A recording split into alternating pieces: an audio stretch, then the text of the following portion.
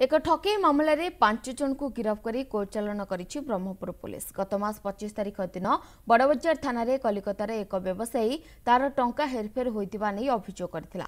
व्यवसायी सबुबले टंका नेणदेण करुवा एजेंट विरुद्ध में यह अभियोग करथिले। पुलिस यह घटना को गुरुतर सह नेबा सहित टंका नहीं फेरार थिबा युवक को खोजी बाहर करथिला। या परे तदंत करबा परे आ 4 जन को पुलिस गिरफ्त करथिला। गिरफ एजेंट को निकटरू 36,77,000 नगद टंका एवं प्राय 1.5 लाख टंकार सुनागहना जबत करिछि पुलिस। एही ठकेई मामलार मुख्य अन्य 2 अभियुक्त वर्तमान सुधा फेरार थिबा बेले ताहार सुराग पाइथिबा कहिसंती ब्रह्मपुर एसपी। एजेंट जार पता मिल ना प्रथम स्टेप रे ताकू खोजिकी बाहर कर आमर प्राथमिकता थिला। ताकू जो आम खोजिकी बाहर कलु से आमको समस्त तार इंटरोगेशन से कहल से आमको सविशेष तथ्य देथिला। आमर सुराग को आधार करी आमे 3 जन को गिरफ्त करिछु। आ 2 जन जो कैश रिसीव करथिले जांको तो प्रश्रय देथिले क्रिमिनल मान को 2 जन मिसई 5 जन गिरफ्त कराइछि।